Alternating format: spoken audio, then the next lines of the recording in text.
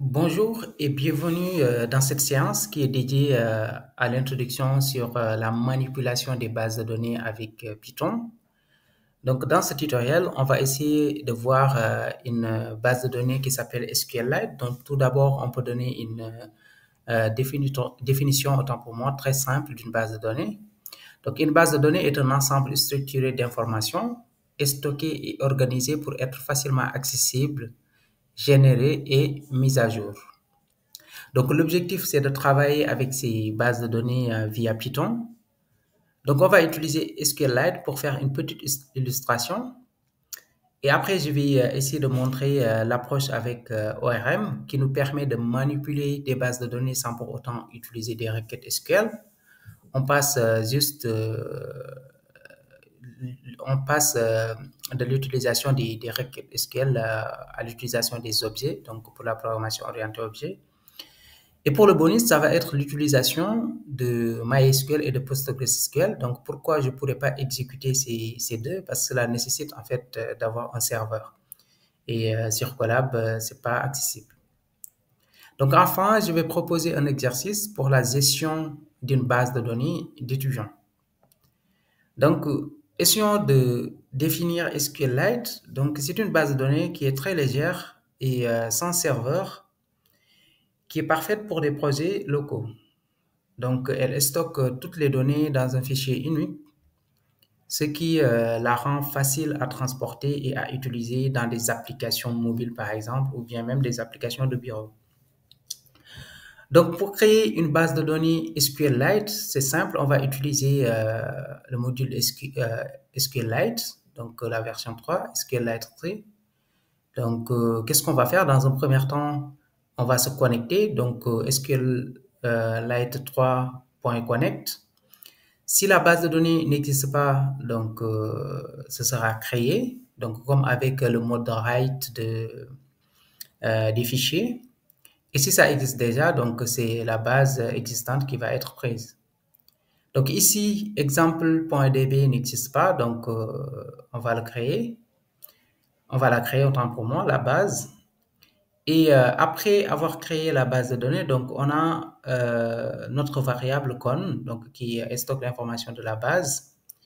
Et pour pouvoir faire des manipulations plus tard, donc on va utiliser con.cursor qu'on met dans une variable cure pour dire curseur. Et cure va être utilisé durant toute la procédure de manipulation de la base. Donc si on exécute, donc là on peut voir, il y a un fichier qui s'appelle example.db qui vient d'être créé et qui correspond à notre base de données SQLite. Donc, comment on peut faire? Donc, cela nécessite, si vous n'êtes pas trop euh, habitué à manipuler des bases de données en utilisant des requêtes SQL, donc ça peut être un peu complexe cette partie. Mais je vais essayer d'expliquer surtout l'approche Python, pas trop s'orienter sur la création de requêtes SQL. Donc, pour créer une table dans une base de données, donc on peut utiliser cure.execute, la fonction, et on donne une chaîne de caractères donc, qui est représentée sur plusieurs lignes. Donc, il suffit d'utiliser les trois codes. Donc, pour créer une table, on fait create table if not exist, donc pour s'assurer que si la table n'existe pas, d'accord, on le crée. Si ça existe, on le crée, on va pas la créer, simplement. Donc, on met employé, donc on va créer une table qui s'appelle employé. Et dans employé, il y aura un ensemble d'éléments. Donc, d'abord, ID. Donc, on va créer l'ID, la colonne ID. Donc, qui sera un integer, donc un entier qui va représenter notre clé primaire, donc le primary key.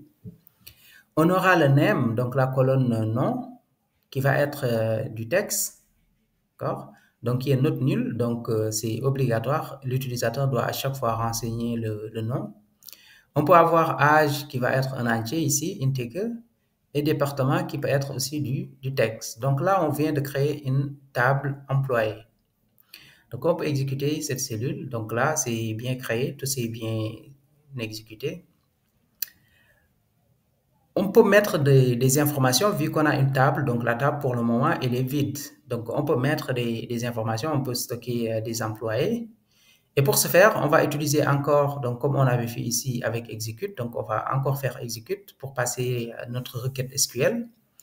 Donc on fait cure.execute, insert into employees, donc dans la table employé, on va insérer, donc on spécifie ce qui n'est pas obligatoire, mais c'est fortement conseillé de mettre les colonnes, voilà, étape par étape de ce qu'on veut insérer pour ne pas se perdre sur la représentation.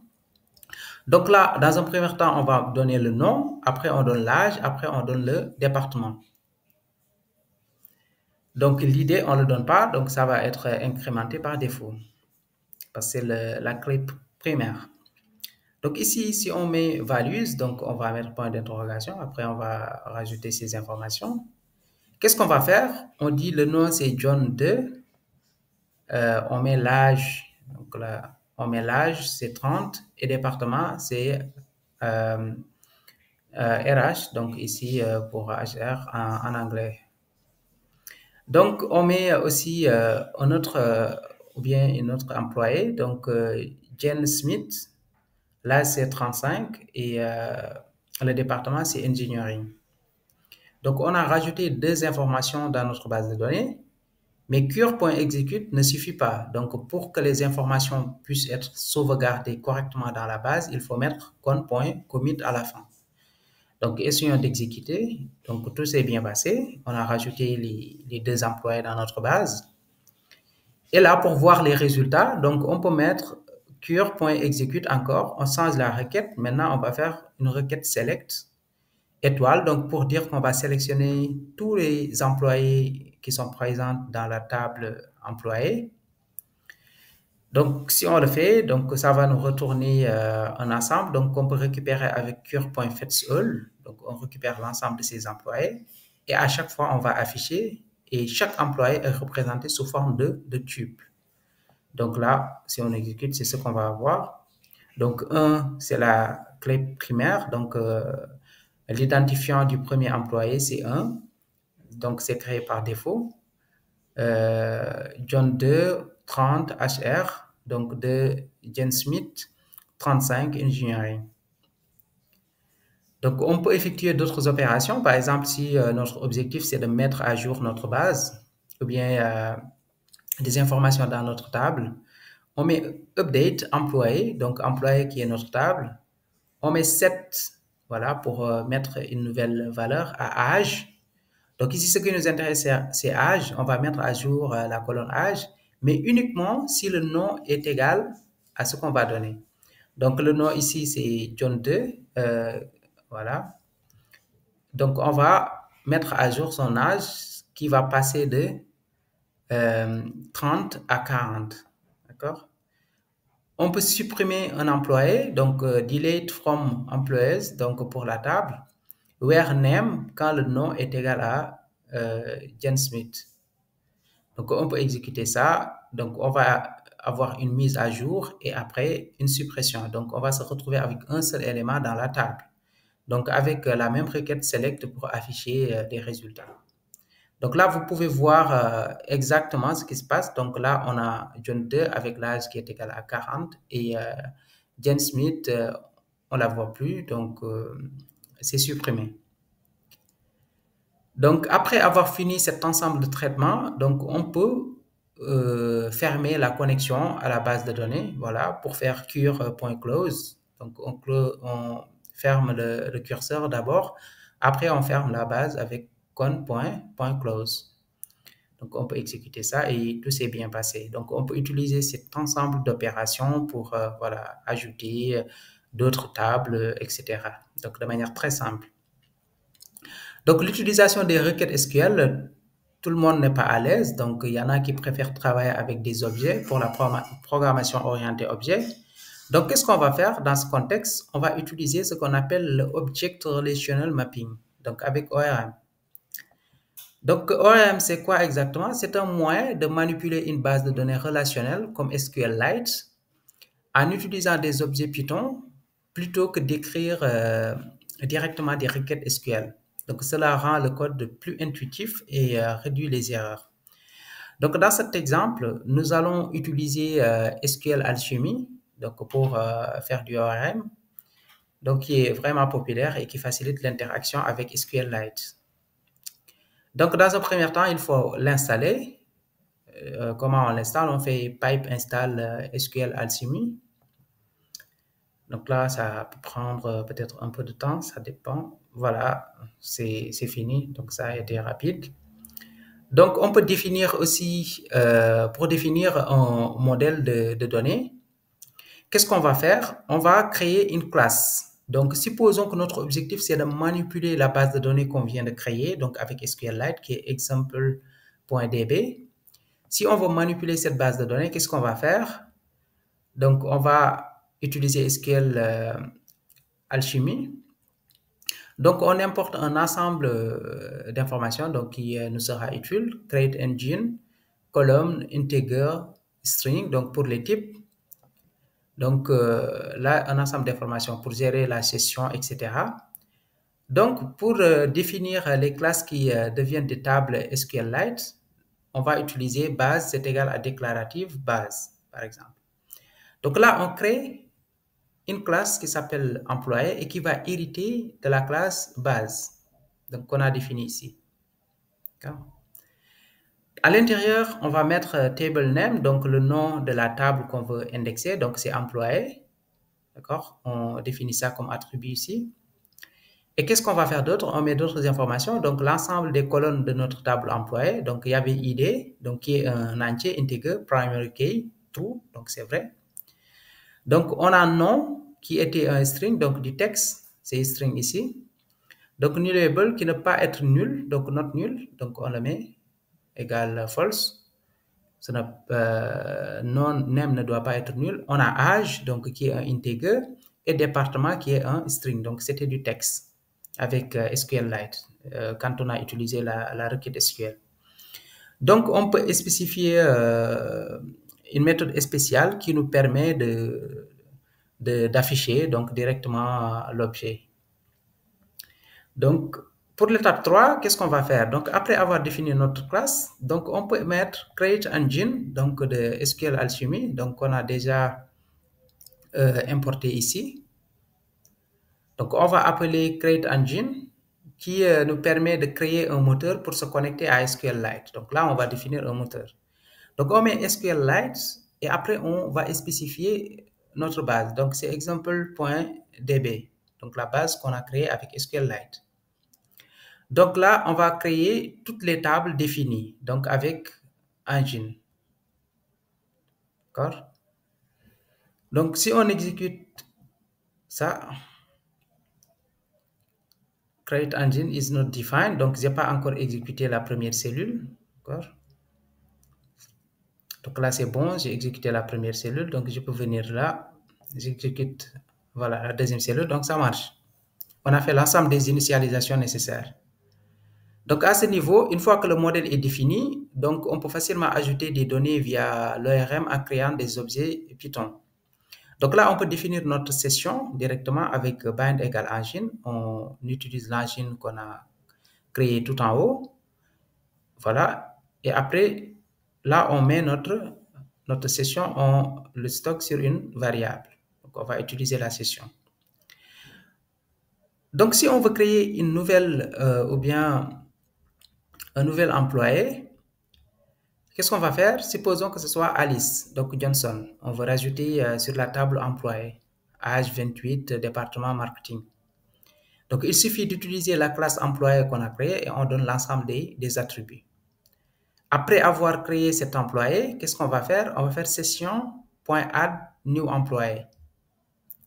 Donc, si on fait session.add new employé, donc là, il va le rajouter directement dans la table employé de la base de données example.db.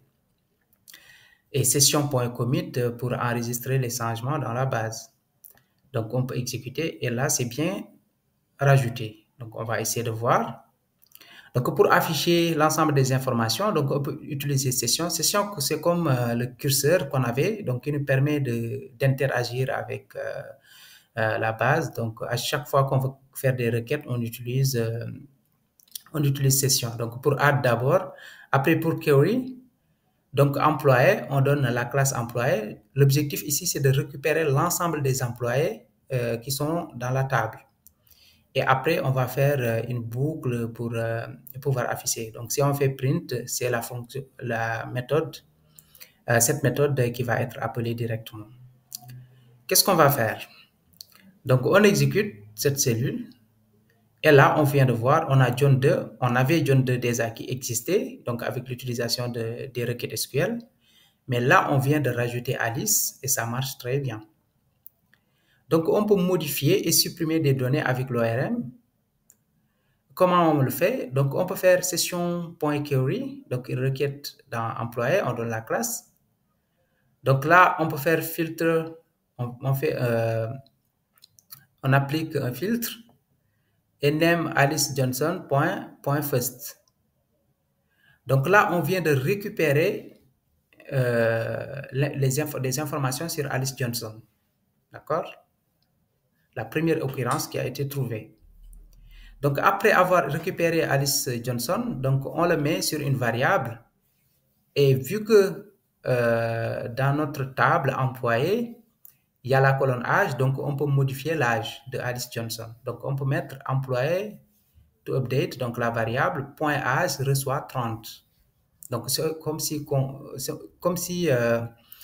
on indexait directement un attribut d'une classe. Donc on met égal à 30, après on met commit pour prendre en compte les changements. Donc là on peut l'appliquer, voilà, ça marche. On peut faire la même chose, donc même approche, on peut sélectionner encore Alice Johnson. Donc dans le premier temps, je vais afficher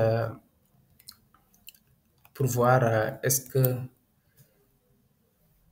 ça a été pris en compte. Donc ici, l'âge de Alice Johnson, maintenant, ça doit être 30. Donc c'était combien? C'était 28. Donc si on a appliqué la modification, maintenant, on a bien Alice Johnson qui a 30. Donc ça s'est bien passé. Donc, on peut supprimer, par exemple, on peut prendre Alice Johnson, donc la première occurrence qui apparaît avec Alice Johnson. On peut mettre un delete. Donc là, c'était juste pour mettre à jour l'âge, mais on peut mettre delete donc pour supprimer l'âge de cette personne. Donc, on a add, donc on peut indexer directement à partir d'un attribut et on peut mettre delete pour supprimer. Donc, si on met delete, session.commit, voilà. Donc, on peut afficher encore pour voir si tout s'est bien passé. Donc, maintenant, on n'a que John 2 dans notre table. Donc, il n'y a plus Alice Johnson. Donc, après avoir fini, il faut faire session.close, donc pour fermer la session. D'accord. Donc, c'était ça pour l'utilisation de SQLite. Donc, on peut utiliser des requêtes SQL pour indexer notre table. Ou bien, si on est plus à l'aise avec l'utilisation des objets, donc on peut utiliser ORM directement. Donc, pour le bonus, ça va être l'utilisation de MySQL qui nécessite un serveur avec Postgres. Donc, si vous voulez travailler avec ces bases de données, il faut d'abord installer MySQL Connector, par exemple Python, donc pour accéder à MySQL.connector. Et à partir de là, à partir de MySQL.connector, on peut créer ou bien se connecter d'abord sur MySQL, sur la base de données MySQL, en spécifiant le host, user, password, database, donc pour spécifier l'ensemble des informations sur la base de données sur laquelle on veut se connecter. Après, on fait la même chose. Après que la connexion s'est bien déroulée, on peut créer notre curseur et on peut utiliser des requêtes SQL, par exemple, pour interagir avec la base. Donc, ça va être la même chose que pour SQLite. Donc, on aura les mêmes exécutions. Donc, juste ce qui change, c'est comment, en fait, on peut se connecter sur la base. Donc, il nécessite ici un serveur. Donc, on peut faire la même chose si on veut utiliser PostgreSQL. Donc, il faut avoir PC Cop G2, donc pour la version 2. Et juste la connexion. Donc, après avoir installé cette bibliothèque, donc on va faire connect et on renseigne l'ensemble des informations, dbname, etc., le port, voilà. Une fois la connexion s'est bien établie, donc rapidement, on peut utiliser la même approche pour indexer des tables de notre base de données. Donc, comme exercice, vous pouvez créer une base de données pour gérer une liste d'étudiants. dans une école. Donc, chaque étudiant a les informations suivantes, que ce soit l'idée, le nom, l'âge et cours suivi. Donc, après, il y aura un ensemble de questions sur sur la création de la base de données, la manipulation en utilisant des requêtes SQL ou bien avec ORM via SQL Alchemy. Donc, pour la partie 1, voilà, SQL Lite pour créer la base de données et manipuler les données. Et pour la partie 2, c'est l'utilisation de ORM. Donc, partie 3, requêtes avancées avec ORM, vous pouvez aussi faire des tests. Donc, c'était tout pour l'utilisation des bases de données que j'ai plus orienté sur SQLite, que vous pouvez utiliser dans vos applications, voilà, pour créer, pour avoir des bases de données et stocker des informations sous forme de fichiers. Si vous voulez travailler donc avec tout ce qui est MySQL ou bien Postgres, donc il vous faut un serveur et les manipulations ne sont pas très compliquées, ça reste les mêmes. Donc, ORM peut être très intéressant pour ceux qui n'aiment pas trop l'utilisation des requêtes SQL, qui veulent plus utiliser du Python natif. Donc, vous pouvez utiliser ORM pour une meilleure manipulation de votre base. Donc, c'était tout pour ce cours et merci de l'avoir suivi. Donc, on se dit à la prochaine séance qui va être spécialisée. Donc, les séances qui vont suivre vont être spécialisées pour la partie machine learning et deep learning pour ceux qui veulent se former en IA. Et pour les autres qui veulent plus l'objet de la programmation web, donc la création d'applications web, donc ça va être l'autre partie. Donc il y aura deux sous-spécialisations. La partie intelligence artificielle et la partie développement web. Donc merci et à bientôt.